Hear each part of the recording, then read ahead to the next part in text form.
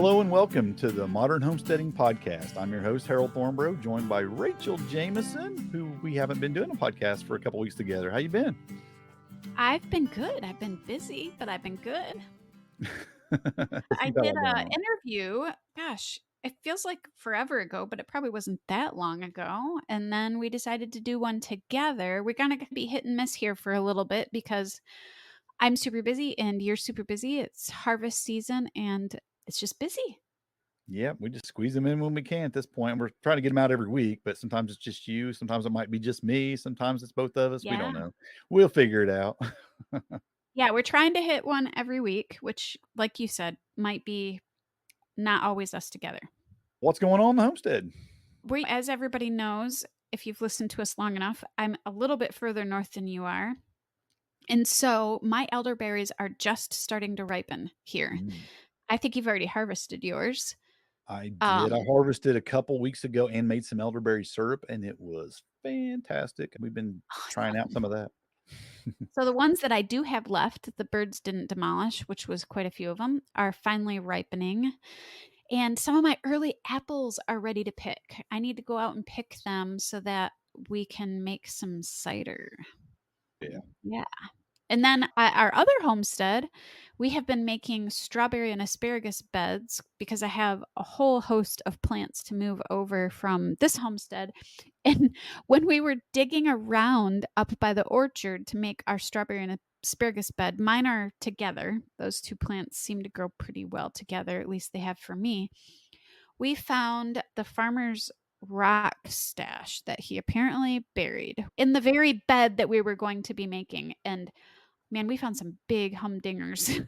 It was pretty interesting. Those are great, though, for some borders and doing some things with them. I love it when I get – I tell you what, I'm always looking for rocks to bring on my property. I love big rocks and things to set around. Or I've got all my beds outlined with rocks. I got them down pathways along the edges. I love having rocks on the property. Yeah, I'm excited to have them. And the one thing nice about some of the bigger rocks is they can collect some heat. And up here where we're a little bit colder, it's nice to create a little bit of microclimates with some of the bigger rocks. So use a big rock in the middle of a guild or something where it works like a heat sink. It can really help out the other plants around. And I just like how they look sticking out around some plants and flowers and stuff. So I'm excited to see what we end up doing with those. But we found several of them. And so that's what we've been doing, is making new beds out at the other property. And I keep putting stuff into the fruit tree guilds, but we're in a little bit of a drought now. Earlier in the summer, you and I were both talking how we were getting the perfect amount of rain.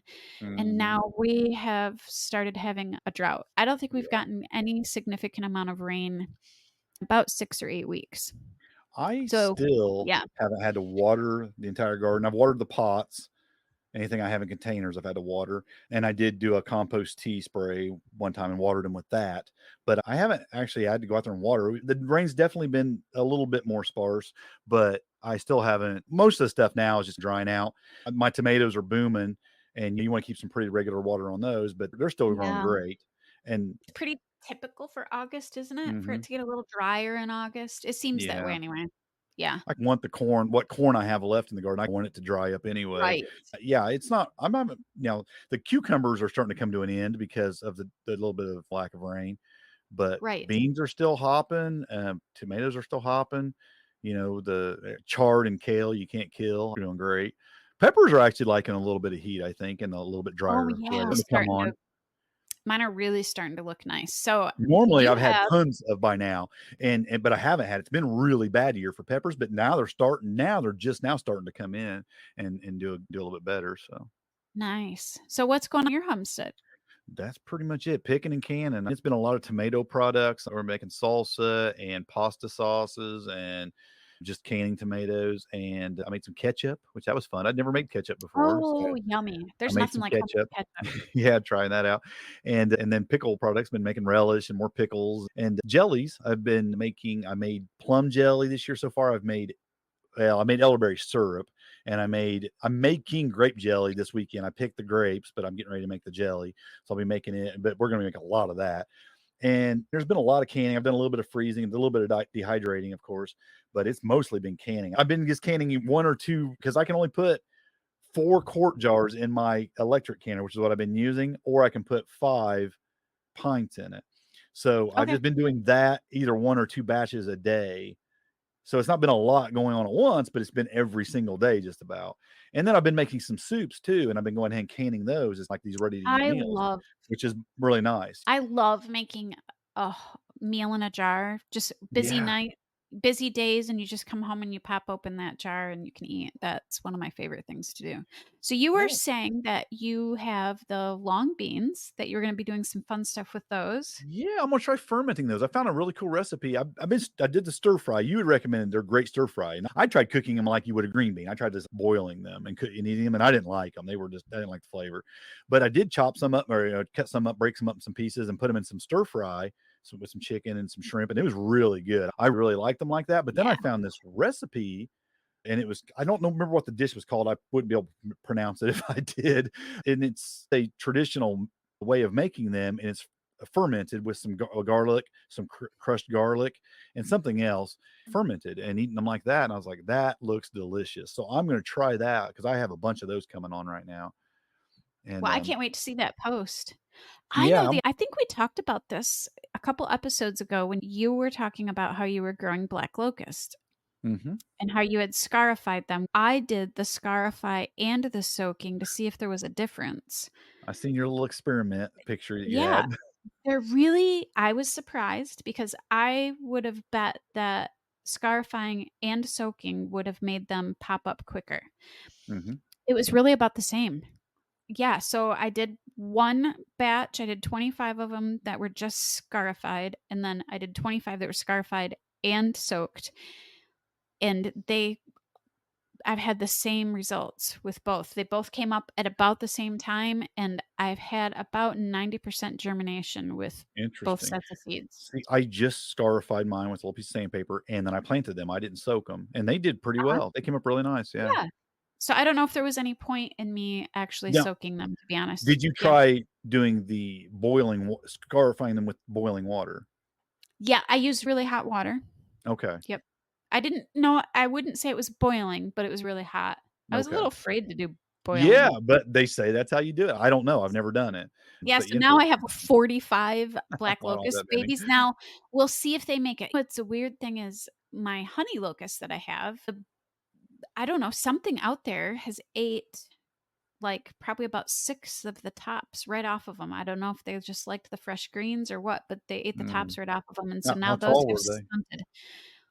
They were about, I would say about 8 or 10 inches tall at that time, and Okay, now so they've it could even been a just rabbit or stunted. something even. Yeah, and now they're just stunted, but all the rest of them are now like a foot and a half tall. Yeah, I started a whole bunch of seed buckthorns from seed, and I think all of them have officially died now. Oh, did they? I've heard that they're hard to start from seed. It was my fault. Like I told you, it's been a Okay, little dry, and I've been trying to water okay. the containers. Well, I wasn't there was a few days there where I wasn't watering like I probably should have, and I can tell they dried. They got too dry, and, Yeah, I'm pretty sure all of them I died. would say that the honey locust and the black locust are by far more, what would you call it? Stout, Hardy. Yeah. hardy Yes. than the sea Yeah. buckthorn that I have. I've probably lost about 12 of them so far, Yeah. Once they're established in the ground and maybe and 2, big 3, 4 probably. feet, you can't hardly kill them. But there is a Right. stage when they're just seedlings that they are very delicate. Mine are probably only about, 6 or 8 inches tall now, and I'm still babying. Yeah, Mine were at yeah, about probably 3 or 4 inches tall, and they were just in a super delicate stage, and, yep, they didn't make it, but yeah. I'll try again. Boy, Take a they look bullet a there. lot like rosemary when they first start. Yeah. I'm really excited for those. I'm actually quite excited for those. Why can't I remember his name? Talks about a lot on his homestead. The sea buckthorn? Yeah. Yeah, I'm not real sure. Anyways, I'll remember his name later. But anyways, we should get into the podcast. We're trying to make Yeah, this introduction a little bit shorter so the podcast isn't as long. we've been bad, Rachel. We've been really bad about just rambling on for too long and making these podcasts really long. Yes. I don't know if people like that or not, but they have been really long. I was talking about canning. We're talking about putting food up, and it brings us to our subject today. And our subject today is putting up a year's worth in the pantry. And I kept that title vague because what we're not talking about is putting up a year's worth in the pantry of everything. I want to talk about is putting up a year's worth of something that you can do. Pick certain things. Here's what I'll say. I feel like when you start thinking about being self-sufficient on food, and just putting up all the food you eat and just goal of putting up everything you're going to eat for a year, that seems extremely overwhelming, right? It But does. when you think about putting up a year's worth of one thing, that Yeah, doesn't seem so overwhelming. Okay, I want to pick up a year's worth of pickles. That's not hard to do. How many pickles do you eat in a year? And right. Like, how many quart jars of pickles do you need to make? And how many cucumbers do you need to grow to put up a year's worth of pickles? That isn't that difficult to do. So that's what I want to talk about today is how to maybe determine on how to decide what to put up a year's worth and what you can really do and how it can work out for you and just how to go about thinking about that. And then maybe just talk about some of the things that we're putting a year's worth up.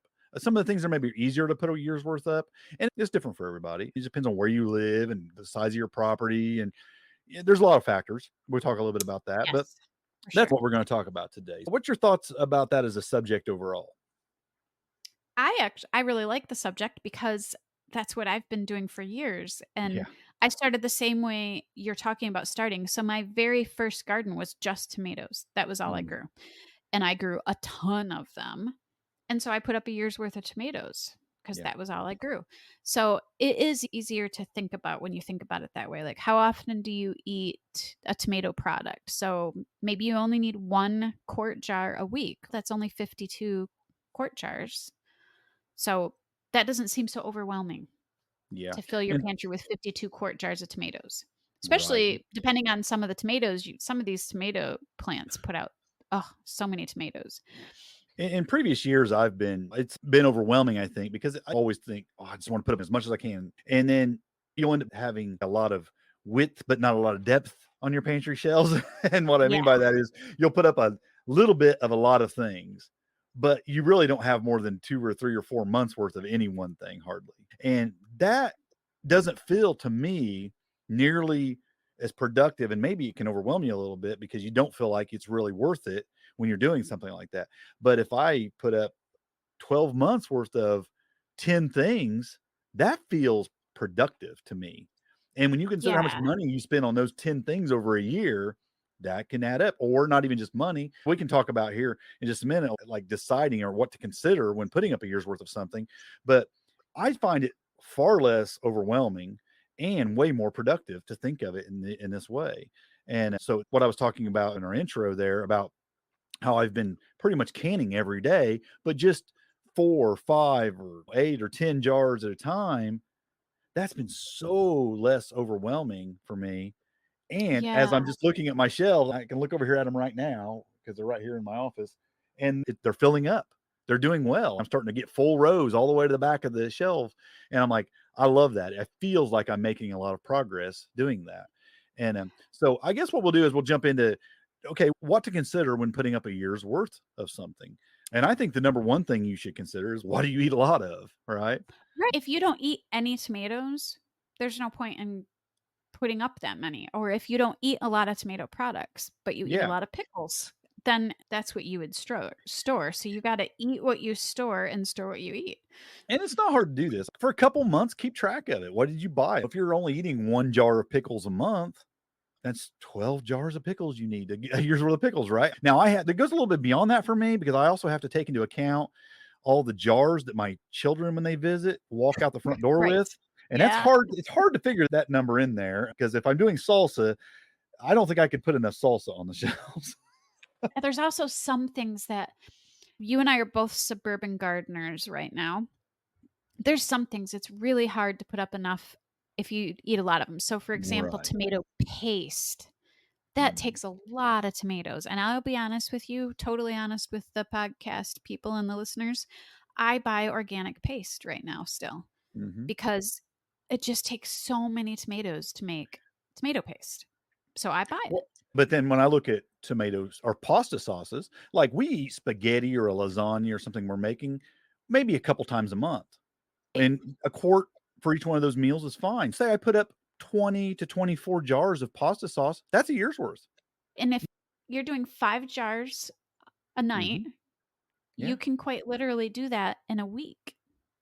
Or you spread it out 5 times over 5 weeks, do 1 canning session, and do it over 5 weeks as the tomatoes are coming in or whatever. Yeah, That adds up. It really Yeah. does when you start multiplying that. It really does add up. It doesn't seem So like a lot, but yeah. it's definitely the low stress way to do it.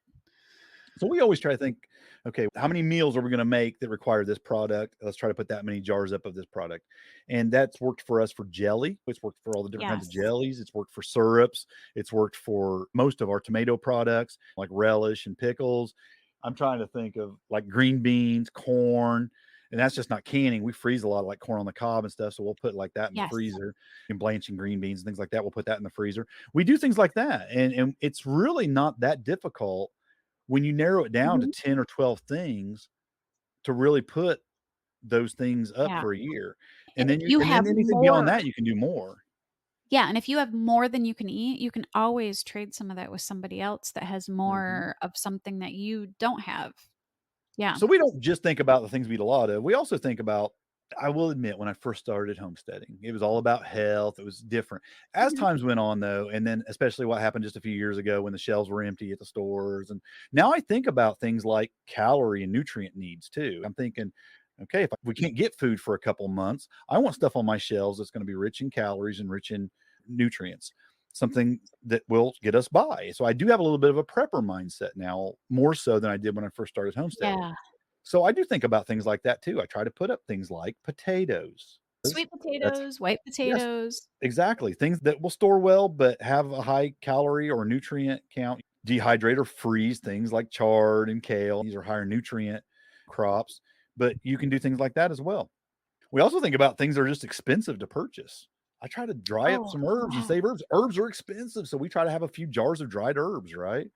Um, Especially if you buy them organically, which once things are dried, it yes. concentrates all those chemicals. So I really feel like herbs are something that could be Yeah. focused on, and they don't normally take very much space or They don't very take a lot of much. space to grow or store. A little Yeah, bit goes a long way. A couple jars of yeah, this or that, and it's a year's worth. It just doesn't take a lot. exactly. So if you just did that, you could do that in a tower or in a bucket garden, super easy. You just mentioned tower. Just a side note. You use one of those towers I in growing don't, but I things? would like one. I have I one, and I find it very hard to keep that thing moist do. enough. It Okay, dries out faster than any container on my property. The thing dries so fast. okay. I need to put a drip irrigation system or something on Yeah, that, a drip wrap it on a around timer. it and let it and on a timer.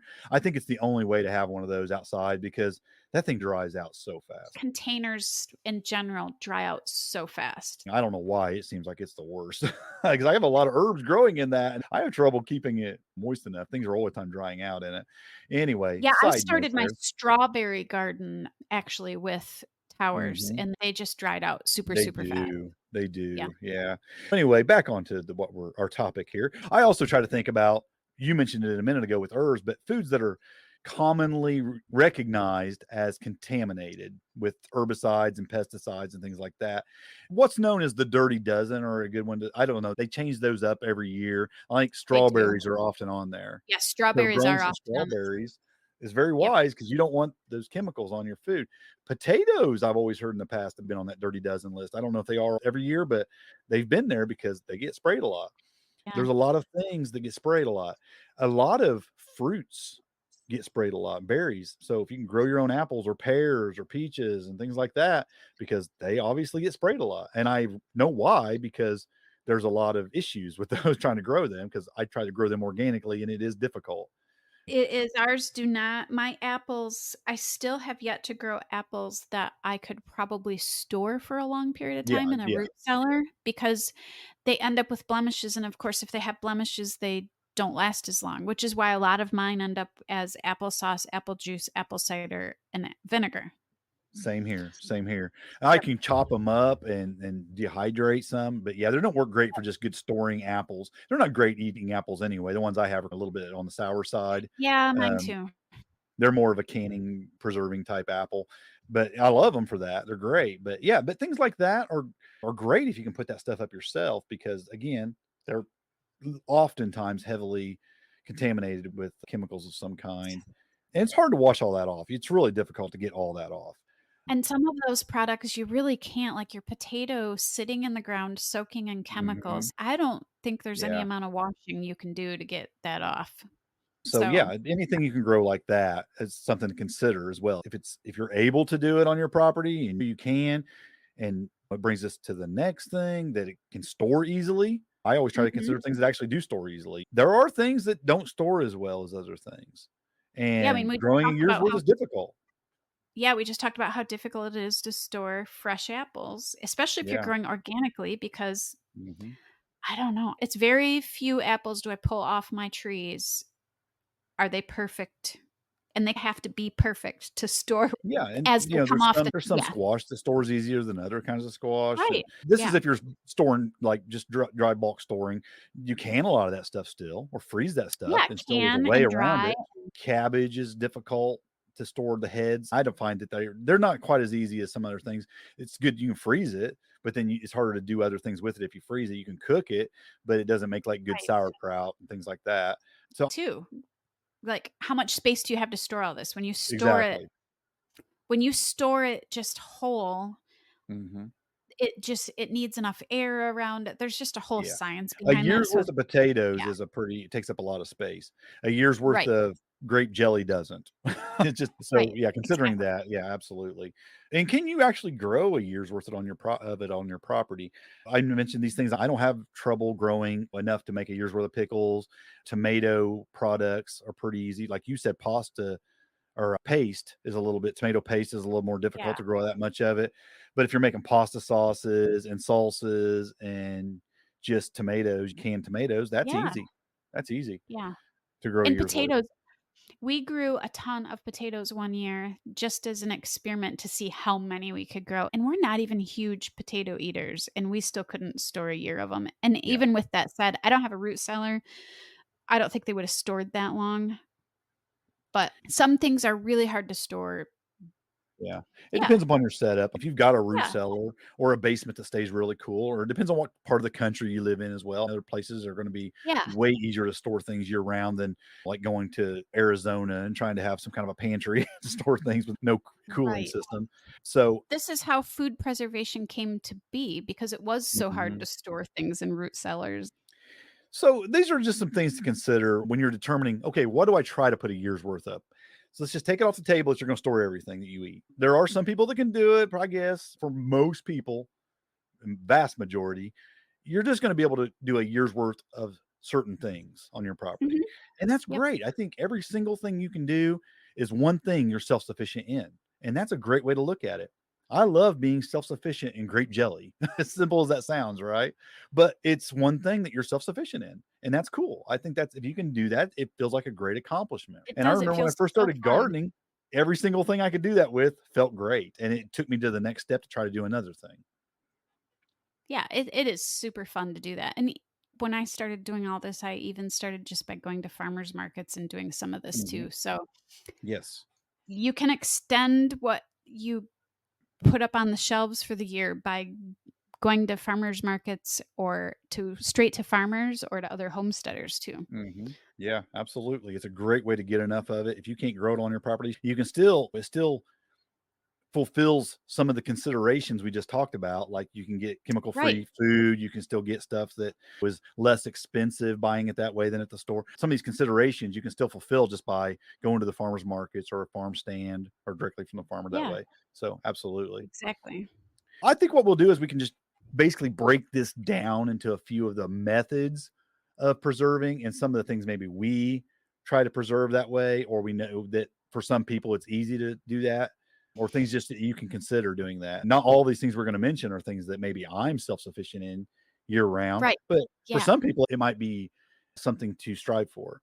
And I think to start with, jellies and jams have always been the easiest thing. I feel like they're super easy just because number 1, they're easy to learn how to can. It's one of the first things most Yes. people learn how to First can. thing I ever done was jelly. And fruit just produces a lot. but it's Yeah. not often good for very long. Jams and jellies are super easy. Plus, it's not something you eat lots of. When you sit down with your jar of jam or jelly, you usually just eat what, like a tablespoon at a time. You're not going to eat the whole jar. With just 2 of us in the house now, even though we have grandkids here a lot, peanut butter and jelly sandwiches do end up on the menu sometimes with Mhm. grandkids visiting because it's a quick lunch. Yep. So even there, we probably go through literally a jar of grape jelly a month. I don't eat very much of it because I love other kinds of jelly, like I make plum jelly and other kinds of jellies and things. So I'll make those and eat those, or apple jelly or something. Right. Make a little bit. It's not hard. It's really not hard to put up 15 or 20 jars of various jellies and jams on your shelf, and that's a year's worth. Now, another thing to consider with that though is not just for you, but jellies and jams make great gifts.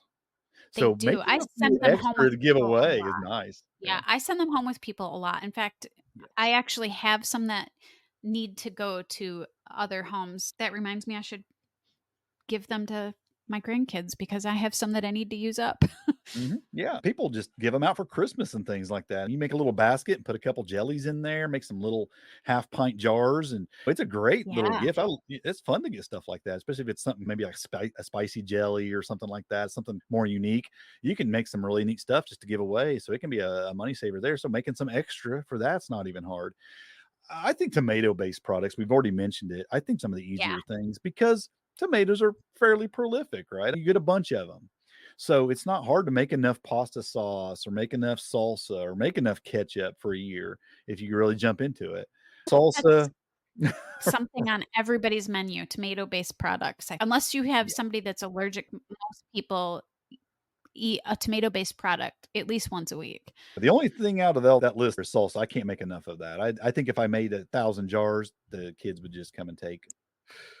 I would wonder if somebody was able to keep salsa in their house and in their pantry year round, just how many jars it would take.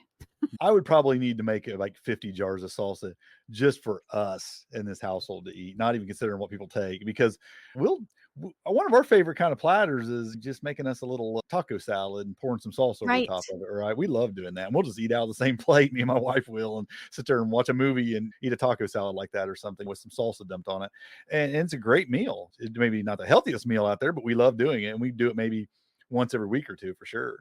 I will put salsa in a couple of my recipes. So I have a white Mhm. chicken chili that I'll put salsa in, Oh, or yeah. even in my chili, I love salsa. It's so We'll versatile. we'll make some burritos or some tacos and a Right. spoonful of, sauce on top of that. It's always great. Oh, yeah. What's getting later in the day? I'm starting to get a little hungry already. Pickles and relish, I mentioned that earlier, don't have Right. any trouble making, and that's again, that was probably the second thing I ever canned. Easy water bath, super simple. It's easy to can, it's easy to grow enough of it for a year's worth for sure. And who doesn't like Um a pickle? Oh, yeah, exactly. Well, I do the sliced ones, we'll do the and these are like the dill. You can make a refrigerator pickle, like a bread and butter, and those you have to use up a little quicker, but those are you can make those too. As far as preserving for a year's worth, you're gonna have to can them. We talked a little bit about the issues with canning pickles. If you're gonna follow the Yeah. rules to a T, they're probably gonna turn soft on you in a year, quite a bit softer. So there's some tricks to that. We won't get into Right. that on this episode. Yeah. Fruits, it's easy. I grow so many pears that I easily put up a year's worth of canned pears. Oh, yeah. Pears. I love canned pears and I do too. peaches, and Mhm, yeah, they're absolutely. a staple here. Even though I don't have peach trees, we have up here, we have lots of orchards. It's not uncommon for people to go to a farm and get a couple bushels of peaches to can.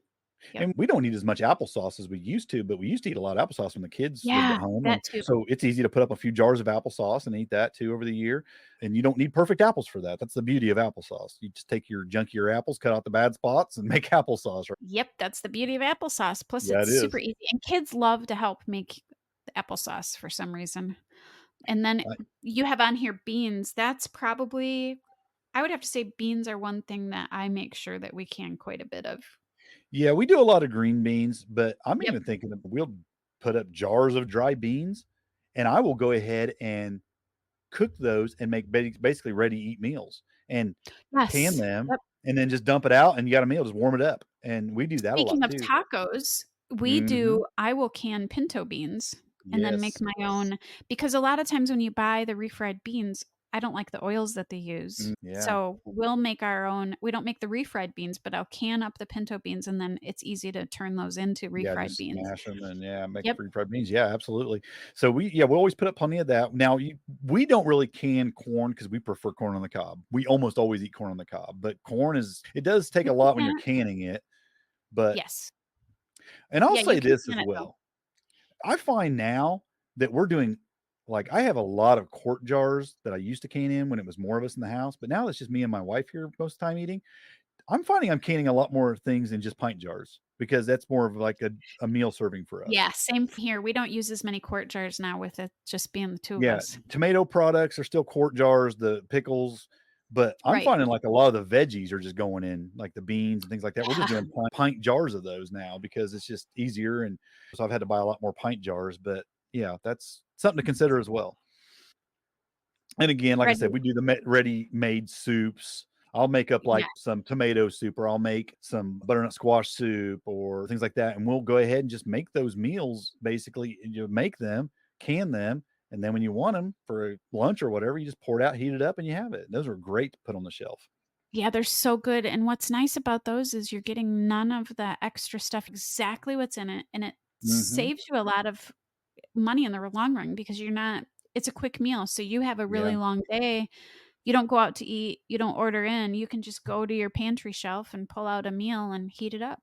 Yep. So Super quick. nice. And part of the reason I think a lot of people don't cook from scratch and don't eat more healthy is because of the inconvenience of it.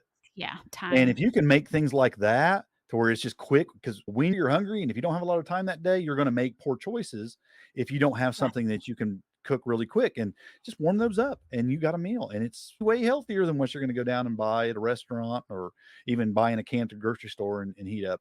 So it's just Yeah, great to have those 100%. ready-made things because I find the most of the bad choices I make are because of convenience, Yep, same for here, sure. same here. And I think Um, that's, like, the next one too with yeah. meats. If you don't have room in your freezer or even just like you were just saying, time-wise, I like to Mhm. have some canned meat on hand for when we're busy, especially in Yeah. the winter.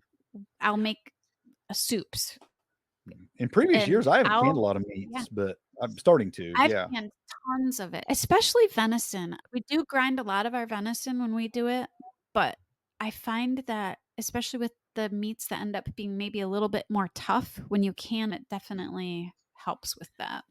Yeah, I'm gonna try this because and some people might be a little grossed out by this, but we eat a lot of squirrels. During squirrel season, I shoot a lot of squirrels, and squirrel season started yesterday for Oh, there you Indiana. go. So I'm getting ready to go squirrel hunting sometime the next few days. I'm gonna go do some squirrel hunting. And I'm thinking, one of the problems with squirrels, I usually cook it in a slow cooker because it's tough. I'm thinking, man, I bet that would work out really well. Debone that and can that. I bet that would I work bet it would. really well canned, and it would make for a better quick meat to eat on certain things. I have canned bone-in, which when you bone in, Yeah. there's a different time, but I've canned bone-in, like, chicken thighs and chicken Mhm. drummies, and then now with the new invention of air fryers, what used to be gross because the skin gets nasty, you can pop that Mhm. into the air fryer and it crisps up the skin. It's amazing. Mm. Nice. Yeah. Yeah, and bone in too, you'll get that broth effect. It'll even into Yeah. the so it'll actually be a little Well, healthier even maybe, which that takes you is to the one of next my one. favorite things to can, broth. And it's so easy. It's just so easy to can Yeah. broth. Even if you don't raise your own pork or beef or chicken, but you're spending the money to buy grass-fed stuff that's been Mhm. raised, and then you're just eating it and you're throwing out them bones and what's left over, you should be putting that in a stock pot and making the most out of that. Yeah, use that up, make some broth, and can that, and put up a year's worth of broth on your shelves because that's something that's not that hard to do, and you can do that throughout the year. As you eat that stuff, you can continue making that throughout the year and keep producing more of it and stay up on it. Yeah, and the next thing I had on here is maple syrup, which on a small suburban homestead, we have actually tapped in the past our trees and a couple of neighbors' trees, and we have actually put up a couple of gallons of maple syrup before, Mhm. which you can do in suburbia. And it was a fun neighborhood project. And I don't know about you, but we don't eat a ton of maple syrup. So for us, that actually lasted quite a while. And you could put up quite a bit of it if you did that. I make thinking about syrup and things to put on things like pancakes or waffles or something like that. I don't do that. I haven't done syrup, but I do make sometimes I accidentally make it when I say I'm making a jam or a jelly and it doesn't set. Sometimes I'll just keep things as syrup and I'm like, I'll just pour that on there. And right now I have some one batch of plum jelly that didn't set very well. It's a little thick. It's not, but it's syrupy. And I'm like, I'll just use Right. that on some waffles or whatever. And I actually had some waffles the other day and poured some of that on and it was fantastic. And I'm like, okay, there you go. And I have like Yeah, five you could little do that on pint jars of that. And I'm like, okay, that's probably a year's worth right there. And it's yeah, perfect. waffles and pancakes or Yeah. crepes. Yeah. Yeah, Um, absolutely. So sometimes your failures turn out to be just a happy blessing, right? So I don't mind it. But now some people, maybe you're not going to can everything. And I don't can everything. I don't want everything canned because some things I prefer frozen. yes. So we're actually looking to buy another freezer because we need more freezer space. We do freeze most of our meats. I We have prefer freeze, them frozen too, yeah, honestly. yeah. So we do that, and if we have hamburger, or even if I shoot a deer or something, I'm going to freeze most of that. It takes up a lot of space, no doubt. So you need to have a lot of freezer space, and it's not as economical. But you're running freezers, it's electricity you're burning. I prefer a lot of things like that. We freeze our corn on the cob because we prefer to eat our corn that way. Do You you know. freeze your cob, the whole cob? Yep. I Yep. usually cut mine off and freeze it that way. Yep. We love it on the cob, and you Okay. eat less of it, and corn's probably not the best of things to eat, but we love it. It's delicious, and me and my wife both love it. So we bag it up in 4 in a bag, and and we break them out just constantly for a meal. We probably eat it twice a week, but it's really not that hard to grow enough corn for a year's worth if you're eating on the cob. So if you're eating, say, 4 or 8 cobs a week, it's really not that difficult to grow that much corn on the cob and freeze it. It takes up a lot of space in the freezer, though. That is one of the downsides of it. So it's It something to does. consider. But we like it so much that it's worth tying up that space for us to grow it and bag it and throw it in the freezer. We actually can a lot of beans, but we do freeze. I would say it's 50-50. We probably freeze as many beans as we can I because we haven't like them. done You like don't them freeze them? frozen. Yeah, we like them I frozen, haven't and done a it's ton of it just because freezer space can be a little bit an issue. iffy, but yeah. Yeah, I It's actually the thing prefer with my us, though, it's berries. quicker. It's quicker than canning. So if I get in a hurry, Yeah. especially towards the end of the season when I'm getting tired of canning, we'll start freezing. Yeah, those It's long beans that you have that you were talking about stir frying, those I Mhm. definitely freeze because we really like them stir fried. That was the next thing I was gonna ask you. Do those freeze pretty good? Because 'Cause I've never froze them. They freeze pretty good then. Yeah, they Okay. do. I have a bunch. They're coming on pretty heavy at the moment. One of the things that we freeze a ton of is berries, just tons of them. Yes. We do the Um, same. love them in smoothies and in yogurt and just Mhm. plain pop them. I just love them. We I put freeze up a lot gallons. of raspberries this spring. Yeah, gallons and gallons of them, and Yep. we love them. I generally freeze them in these quart bag sizes. And the trick with those is flatten them out on a pan Yeah, and like yep. flash freeze them that way, and then scoop them up and put them in a bag. That way they don't freeze together. And I'll just get a bag out and grab a handful up to throw in a yogurt or a smoothie or something like that, and Right. then zip it back up and throw it back in the freezer. Remember which one you're using, and until that one's gone, then grab the next one. Then it's just like going to the store. You get the frozen bag of fruit Yep, there, and it's all, separate. That's basically what you're doing at home. I love raspberries in my yogurt, a year-round thing. It's my favorite thing to put in yogurt. Yeah, I love them. And Now we you got, do this next thing that I don't fat. do. You freeze fats. Tell me a little bit I about that. do. If you've got chicken fat, which is schmaltz, and then you've got lard and tallow, when you purify those, the safest way to store them is frozen. I have these little silicone cubes. You freeze them in, pop them out, and basically like the berries, I just freeze them in cubes. You can also freeze in wide mouth jars as long as they don't have a lip on them so that when they expand. I freeze fats and we use it for Nice. all of our skillets. I I use it I some of love it the for cube baking. idea. Yeah, the cubes make it really handy. And mine Yep. are bigger than ice cubes. They're like, I don't know, maybe they're 1 inch or 2 inch by 2 inch What cubes. I tell you what, drop a link to those molds, those silicone molds into the show notes, and folks can come and check them out because Yeah. I'm interested. I'd like to see them too because it sounds like something I'd like to start doing. People do Um, that with broth too. but the thing Those. is, I'll keep a jar of bacon fat grease Oh, yeah. on next to the stove, and I don't do anything with it. I just And Right. that's what my grandmother did, my mother did, and I do it too, and it's Mhm. just I've never had an issue with that. I don't know if that's Yeah, I something mean, that's supposed to be the healthiest thing you should do, but I do that. and it's like those fats, it's the same thing as those bones and that broth. You spent all that money either hunting for quality meat or you purchased quality meat from a local farmer, Mhm. so why not save those fats too? Yeah, exactly. And the other thing we freeze a lot of is hash browns and fries. So when we grow our Mhm. potatoes, I will chop them up or make them into fries. What do you do there? With the hash browns, what I did was I will shred them all up, put them on a huge baking sheet, bake them maybe halfway through in the Okay, oven, and then do the same thing, flash because I freeze was them. curious, how do I don't know if that's okay. the method you're supposed to do, but that's what we I do, and might it's look into always that worked. a little bit more. And I don't know if it would work the same with other root vegetables as it does with potatoes, but I do love to make an abundance of radish and turnip and things like that and make hash browns out of them. I love those as hash browns because when you cook them, of course, it takes the heat out of them, and I love it has a little bit more of a firmer texture than Yeah. potato, and I love them. I just think it tastes way better even than potato hash Yeah, I brown. just we just love the convenience of it, and I don't like buying when you look at Mhm, the ingredients in hash browns and fries at the store, mhm. yeah. You schooled me on that a few weeks ago because I didn't realize how much they had in them that you Yeah, don't it's not want. just And I potatoes. pulled the bag out. We were talking before a podcast one day, and I yanked the bag out, and I was like, "Oh my goodness, you're right. I didn't even realize this." Yeah. You can't be perfect all the time, but Right, when you have right. a glut of potatoes, that's what you do. Yeah, again, that's one that's commonly on the dirty dozen list of some pretty Mhm. it ain't like they're washing them to the degree that you would. So, yeah, those are just some of the things you can freeze. There's a lot of things you can freeze, but, yeah, meats and things. Again, you think, "Can you put up a year's worth of meat?" People do. People put up a year's worth of beef or a year's worth of pork or a year's of chickens. It's not even that hard if you have the room to raise that amount of meat. You have some property, a cow is, gonna get you close to a year's worth depending on the size of your family, a couple pigs, 2, 3 pigs, 50, 60 chickens. How many chickens do you eat a week in your family? I Y think you could do chickens the easiest because It you doesn't take a use lot to raise 50, 60 chickens, and that could be a year's worth of chicken. and you don't even need a lot of property to do chickens. Yeah. Yeah. So I think that's very doable if you have the space and you have the freezer space, Or however even you go wanna together preserve with it. some neighbors, like, I've talked Mhm. about many times in the past going together with neighbors to do stuff. We've done a lot with neighbors in the past. Yeah. Yeah.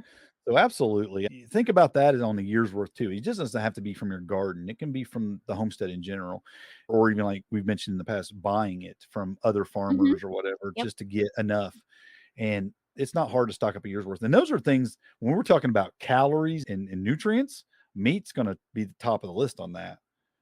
Yeah, especially when you As far as consider setting that up. all of it, when you consider the Yeah. bones and the broth and the fat Mhm. and yeah. Absolutely. Yeah, Yep. absolutely. So it's definitely something to consider trying to put a year's worth up. We don't do it like raising it. I had quite a few rabbits in the freezer. I put quite a few quail in the freezer.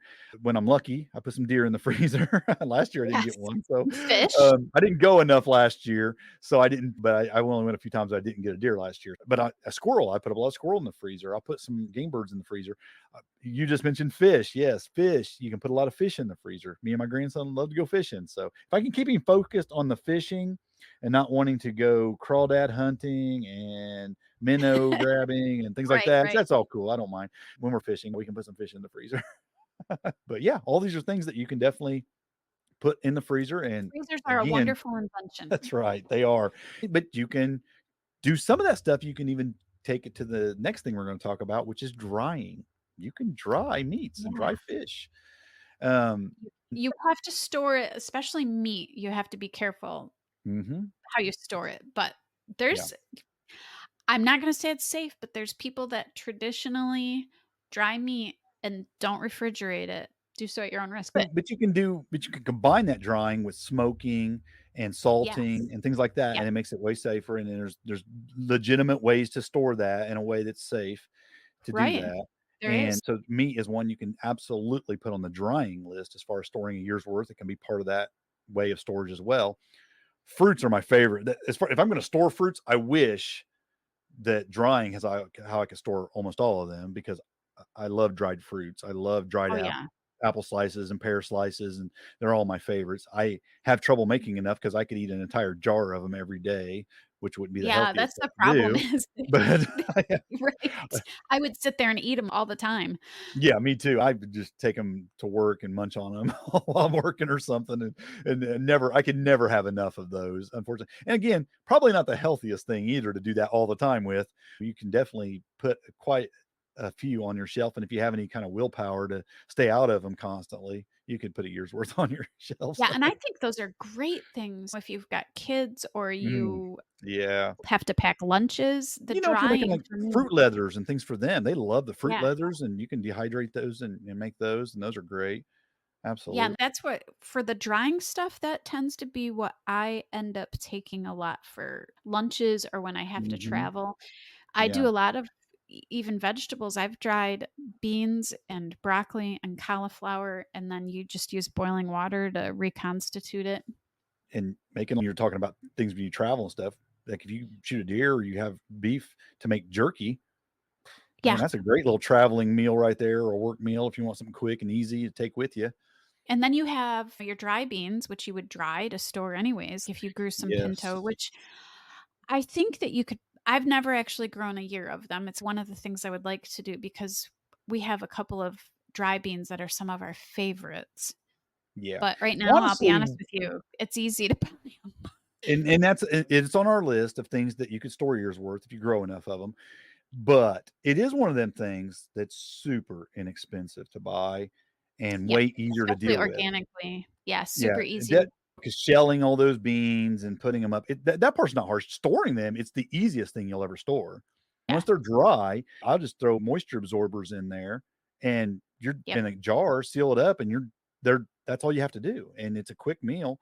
Like I said, what I would rather do on the next phase of those is take those ones I buy. If I don't grow enough, I might buy them, go ahead and cook them and can them, and have them for that ready meal. That's how yep. I would rather handle those kind of beans than I would just growing them and storing them as dried beans. Yeah, But then again, same I here. look over here on my shelf and I have a few jars of dried beans in jars on my shelf that I grew. So I do that Yeah. some, probably not a year's worth though. Oh, no, I think it would take a unless you don't eat a lot of them. But yeah, it takes a lot of space to grow those because most of those are bush varieties. Yeah, exactly. Herbs for drying, that is We mentioned that probably earlier. Yeah. I do so much though. Herbs, vegetables, Mhm. mushrooms. Obviously, I had the mushroom people on last winter, I believe. Not this last winter, the winter before. And so we do a lot of mushroom collecting, but we also have a few logs and I dry that's what I do with my mushrooms is dry them. Yeah. And we actually have I know we it does not take a lot unless you eat mushrooms for every meal. It does not take a lot to dry enough for a year. I actually still have a bag from last year Mhm. of oyster mushrooms that we dried, Yeah. That's logs, definitely an and easier those one. are amazing. Put those on pizza, make a Oh mushroom yeah. soup. You can powder them and put them in burgers. Just I love There's yeah, mushrooms. 100 different things you can prepare them and eat Yeah, them. and if Yeah, you me have a too. We eat a shady lot of side of your house, you can put a few mhm. mushroom logs there. Yep, So, absolutely. It's just about the yep. moisture, really. If you can keep them moist enough, you're gonna grow some mushrooms. Back to herbs, though, when I'm thinking about growing herbs and drying those, there's a lot of culinary purposes on all the different herbs you can grow, but we like them just I make teas. I got Yeah, dry some yeah, chamomile, we'll dry some, mint and put mint tea. There's a lot yeah. of things you can dry and have them for an herbal tea. We do that You as could even well. drop some of your dried apples and berries in there and make Mhm. some seasonal yummy teas. Yeah, sounds delicious. Or some gifts. Those would be such a Yep, great gift for absolutely. dried herbs.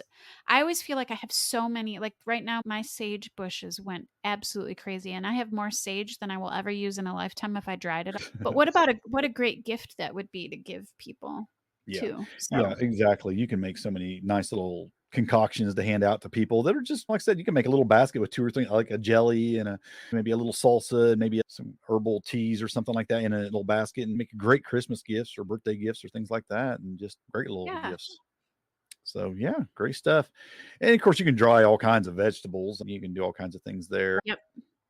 Those are great if you're going camping or traveling, like I Mhm. said, and I have a mini crock pot and a mini cooker that well, you saw it when we went to the Indiana Homestead Conference that I can just Mhm. plug into the wall or I can plug it into my car, and so I can use that and then add a little water and it'll cook it right up for me. Yes, you might have been the only person there cooking your own meals right on the property. Yeah, that's what happens when you have food issues. You end up being that weird person that packs their food everywhere. Well now into, like, the final thing we're gonna talk about, and that's just storing things, because it is something that takes up a little bit more space, and there is just certain things store better than other things, and you do have to be a little more cautious. You have to have a place with Yeah. low light. Some things require more humidity than other things. Things like it super low, some things like it a little higher. Some things like to be inside, maybe store them in some hay or some sand or something like that. Some Sand, things yeah. just like to set out. There's just so many things you have to consider when you're doing this. So you have to do some homework on any one of these things on how to store them best, just for temperatures and humidity and all the things, because some things just don't store as well. But something we were talking about just a little bit ago was potatoes. Again, Mhm. potatoes are something people can. Some Definitely need some varieties, dark. you have to consider the variety. Some varieties Yes. store a lot better than other varieties I and think how that's they the like to way be stored.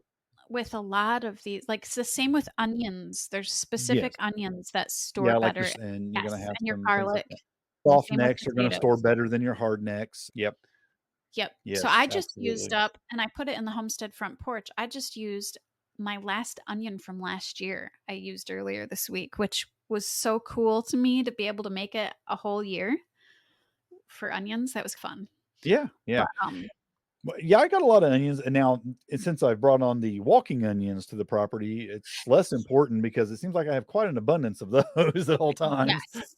Yeah. I really only need enough onions for maybe 5 months of absolute snowy weather, 4 months of snowy weather or something, because I can literally go Right. out there right off the bat in the spring and pull some onions or right up to the That's snow what's flies. nice about some of these perennial vegetables that just Yeah. plant themselves. But I think one of the keys with onions and garlic, the nice part about those is if you braid those, you can, or even just bundle them together, you can just hang them on a Yeah. nail somewhere, I've which got is I got nice. several bunches just hanging around here and there, kitchen, back here in the pantry. I just hang them around and we grab them when we need them. I find that my kids come in and will cut off a garlic bulb here and there and take it with them all the time too, and I'm fine with it because I got Yep. plenty, and I Yep. just love that. I love that they're doing that. So that's something that Yeah, you and might get garlic handed is out. one of those things that I don't know if it's on the Dirty Dozen, but a lot of it is shipped in here from outside the United Mhm. States. Yeah, and hey, Yep. you know what? When you're putting that gift basket together, drop a couple bulbs of those in there too. That might be a nice little addition to Yeah. your gift basket. And then we have squash on here, so we're talking winter Yes. squashes, like your pumpkins, your favorite butternut. Butternut, love it. Acorn, Yeah, and I'm getting really fond of acorn too. I like acorn. It's got that similar yeah, those flavor are that pretty good. yeah. But those just you don't really don't have to do much. You just set those on the shelf and they're Well, gonna it's hang fairly around for a dark while. and there's no sunlight beating on them, and it's not real hot or anything. Just an average room temperature will be fine for those. Yeah, they do great. Yeah. Squash the entire season. Yeah, so have I. I didn't grow any last year, so I didn't have much stored. I miss it, really Mhm. miss having it. But another thing we have on here, which you're growing this year, I've grown in the past, is you're growing corn for grinding. And of course, once that dries, you can just store that in a jar with some moisture absorbers. I'm definitely not growing a year's worth of that. I'm probably just more of No? experimental phase for me, but Yeah, I'm not gonna have a year's I worth. I did grow. It depends on how much you eat. And that's with all of these Mhm. things. It depends on how much you eat it. We Yeah, don't you just eat have to a figure lot it of out, grain. right. Yeah, we don't eat a lot of grain, so for us to store a couple of gallons of hard we're talking dent corn in jars is enough for us for a year. Yeah, and you could just store that in whole kernels and then grind it as you need it because it Yep. would store better that way. Yeah, definitely, all grain stores better that way, and the other thing I Mhm. wrote on here is because my trees are so prolific, my apple trees, I make vinegar, and you can store that for a very long time, and you could do that even with any fruit. You can make vinegars with any fruit, and there's some really good books out there on how to do that. Mhm. You inspired me a while back to make some apple I guess it wouldn't be a full vinegar. It's more Apple apple scrap scrap vinegar. vinegar, and I've got some right Yeah, here, I'm doing on my shelf right now. Smells wonderful. It definitely has that strong vinegar smell to right. it. And now you would just drain that off and then store that? You could store that for a long period of time, huh? You can, and you can use that like, that kind of stuff is great on salads or whatever else. Mm. Apple cider vinegar is actually grown from is made from pressed cider. And Mhm. then apple scrap vinegar you make from the scraps from, say, Yeah. making applesauce. Yeah. And that's basically the same with most fruit, although I've only made apple cider vinegar and apple scrap vinegar, so I Mhm. can't speak to the other Well, the fruits, apple but scrap definitely has a really strong vinegar smell to oh, it, so I yeah. think that it would make a fantastic, but probably doesn't have all the qualities that full blown with the mother and all the great, Yeah, I um think it's the acidity, especially if you're gonna use it for canning now purposes or something. oh, yeah, it smells great, so, yeah, I'm not gonna use it for canning or anything, but, yeah, like you said, it'd be great on a salad or something. Yeah, it's super good on a salad, I've had it before. And then the other thing I put in here, obviously, we already talked about storing roots in sand. Now, I have stored some things in my basement, which is probably 60 to 65 year round, which is certainly not root cellar temperatures, and I haven't had a ton of issues. It just depends on your basement, but a root cellar, What obviously. kind of root vegetables are you storing at those temperatures? I have stored potatoes, onions, garlic, and my attempt for carrots didn't go so great. That's what I was wondering about the carrots, because carrots are seem to be the Yeah. thing. I've heard people storing those in sand. Um, Yeah, mine turned to mush, but I think my basement isn't cold enough. yeah. But if you had a cooler place, you could maybe try it. The That other thing I have done, I don't know if they do anybody else can has really tried. well, though. They do. They can, not frozen carrots. We like them. We don't mind them canned, but you can wax cheeses. Now, this is not something unless you have a cow or somebody that does, but you can do that. If you have a lot of Yeah. chickens, you can do eggs. Yes. I have But now stored you eggs for a really long time, either coated in tallow or in lime water. the So water glassing is what that it's lime water. There's water glassing and there's lime water, and they use 2 different chemicals. okay, talk to me. I don't know the So I'm difference. trying to, but I'm not remembering. One is But the I lime thought I eggs. thought the lime water was water glassing. It's not. Okay. No, Okay, it's a okay. different chemical. So the lime, when you lime eggs, you're using, like, the pickling lime. Mhm. I oh, I think it's calcium hydroxide. I'm gonna not even say. But anyways, either way, both of them store a very long time, and I have stored, if you could easily store through the winter when your chickens aren't laying as well, Interesting. till Yeah. next spring when they start again. I have stored eggs for 6 months. They are not fantastic for frying. If you just want a fried egg, they're not great, but if you wanna More use them for for baking or baking. scrambled Yeah. eggs, they're Okay. okay. They get a little liquidy. Yeah, and I put a Interesting. couple of links in here for salted meats and cured meats, and then Mhm. also for potted meats. So potted meat is basically almost like confit when you cook it and then you cover it in fat. Uh-huh. So you can store people store those all over the world at room temperature like that. Yeah, other than making jerky, I haven't really tried storing any meats. Yeah, I Um, have a experimental piece of cured, actually no, salted, salt cured meat that was, like, sacrificial, and I've just been letting it hang around because I like to experiment.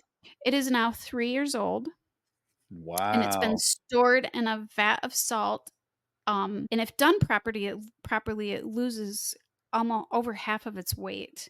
It is the saltiest thing you'll ever eat. It's probably the equivalent of salted fish or whatever that they put on ships, Mhm. but if you boil that, you can use that for things. I certainly wouldn't eat it, but you certainly can store it. It is perfectly fine.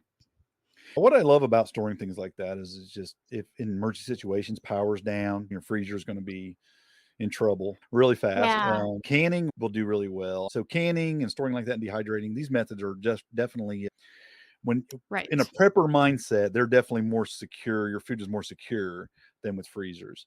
But if you have right. backup, I mean, even like most preppers I know, they got backup systems for their electricity, so they would be able to keep their freezers running even in that situation. Yeah, Uh, I have always, in the back of my mind, made sure I have enough jars to mhm.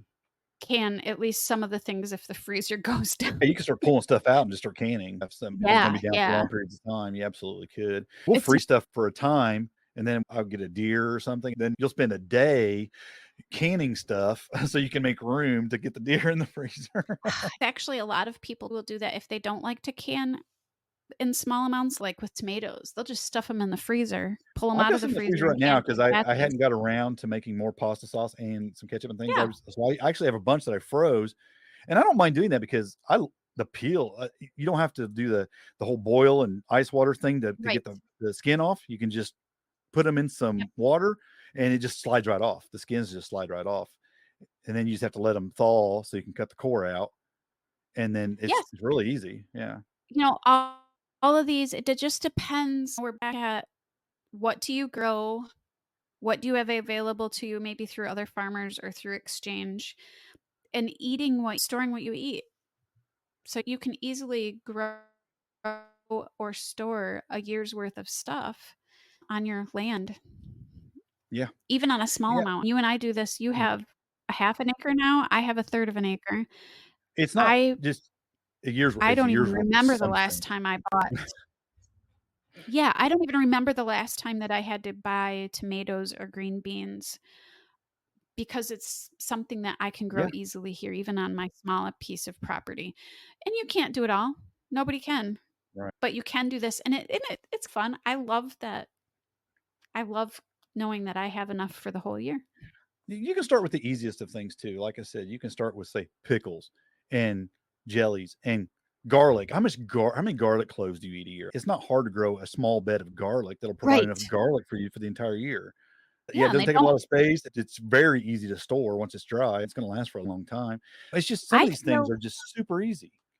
yeah, I feel like if you just focused on herbs, that would be really fun Yeah. because you could grow a lot in just a small space. And you could have basically one little cabinet store all of that. It doesn't even take up a lot of space in Right. the house. It doesn't take up a lot of space to grow or store. So, yeah, Yeah. again, I just think it's important to look at it from this perspective. We'll wrap it up with this.